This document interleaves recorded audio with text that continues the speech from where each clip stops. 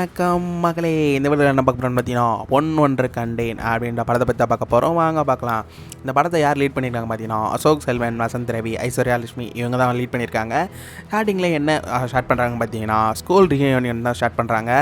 அவன் வரமாட்டானேன்னு 2 பேரும் சொல்கிறாங்க.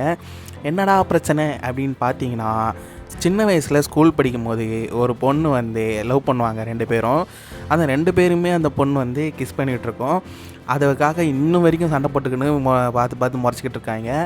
அதுக்கப்புறம் இப்போ இருக்க ரியூனியன் அப்போது வந்து லைஃப் ஸ்டைலே மாறி இருக்கும் பார்த்தீங்களா. எவ்வளோ வருஷம் ஆயிடுச்சு, இவங்க வந்து டாக்டர் ஆகிட்டாங்க, இவங்க வந்து அம்மாவுக்காக வீட்டில் இருக்காங்கன்றது அவங்க தெரிஞ்சோடனே ஒவ்வொருத்தர் லைஃப் மாறிச்சு, நம்ம தான் இன்னும் அதே நினச்சி இது பண்ணிகிட்ருக்கோன்னு சொல்லிட்டு இவங்க 2 பேருமே கேஷுவலாக பேச ஆரம்பிச்சிடுவாங்க.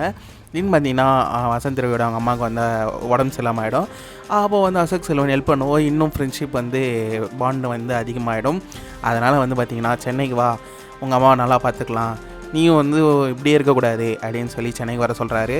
வசந்த் ரவியும் பார்த்தீங்கன்னா அவரும் சென்னைக்கு வந்துடுறாரு. இங்கே வந்து ஒரு லைஃப் ஸ்டைல் ஆரம்பிக்கிறாங்க. ஒரு நல்லா தான் போயிட்டுருக்கு. ஸ்டார்டிங்கில் அசோக் செல்வனும் எப்படி பேசணும், எப்படி நடந்துக்கணும், ட்ரெஸ்ஸிங் சென்ஸு, அப்புறம் ஹேர் ஸ்டைலு, அப்புறம் வந்து கிளாஸ்க்கு பதிலாக வந்து எப்படின்ட்டு ஒன்று ஒன்றா அவரை இம்ப்ரூவ்மெண்ட் பண்ணிக்கிட்டு, அவரை அப்டேட் பண்ணிக்கிட்டு இப்படி தான் லைஃப் வாழணும் அப்படின்னு சொல்லி கொடுத்துட்ருக்காரு. அப்போ தான் பார்த்தீங்கன்னா ஐஸ்வர்யா லட்சுமியை அவர் பார்க்குறாரு. பார்த்தோன்னே லவ் வந்துடுது. லவ் வந்தோடனே இவர்கிட்ட ஐடியா கேட்குறாரு. இவரும் வந்து யாருன்னு தெரியாதனால ஐடியா சொல்லிக்கிட்டு இருக்காரு. அதுக்கப்புறம் ஒரு கட்டத்துக்கு அப்புறம் தான் தெரியுது யாருன்னு. அப்போ தாங்க நமக்கும் தெரிய வரும் யாருன்னு பார்த்தீங்கன்னா, அவங்க வந்து அசோக் செல்வனோட எக்ஸ் ஒய்ஃபு.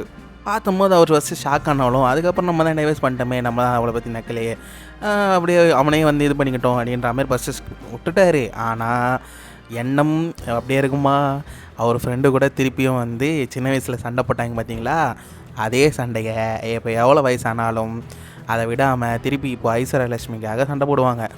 இப்படியே சண்டை போட்டுக்கிட்டு மாற்றி இது பண்ணிக்கிட்டு, நான் போய் ஃபஸ்ட்டு பேசுகிறேன், நீ போய் ஃபஸ்ட்டு பேசுகிறேன், நான் இம்ப்ரெஸ் பண்ணேன், நான் போய் இம்ப்ரெஸ் பண்ணுறேன், நான் அதை பண்ணுறேன், நான் இதை பண்ணுறேன்னு மாற்றி ஐஸ்வர்யா லட்சுமி தூக்கி இது பண்ணிகிட்டு இருப்பாங்க, கொண்டாடிட்டு இருப்பாங்க. கடைசியில் பார்த்தீங்கன்னா ஒரு சண்டையில் வந்து அவங்க அம்மா வந்து காணாமல் போயிடுவாங்க. அப்போ தான் வந்து திருப்பி அழுதுட்டு அப்புறம் வந்து ஒன்று சேருவாங்க. அந்த கிளைமேக்ஸ் சீனில் வந்து அன்எக்ஸ்பெக்டடுங்க. இவங்க எப்படி அதே நேமில் சுந்தரின்ற நேமில் இவங்க 2-3 பேரை கனெக்ட் ஆனாங்களோ, அதேமாரி ஸ்கூல் வயசில் சின்ன வயசில் ஒரு ஒன்று காட்டாங்க பார்த்தீங்களா, அந்த குழந்தை பேருமே வந்து சுந்தரி தான். அந்த பொண்ணு இப்போ வந்து அந்த இடத்துல வரும். அவங்க வந்து வர்றது வந்து ஹைலைட்டாக இருக்கும். அந்த சீன் வந்து அன்எக்ஸ்பெக்டட். பசங்கன்னா இப்படி தாங்க அப்படின்ற மாரி காமிச்சார். கிளைமேக்ஸ் முடிச்சிருப்பாங்க.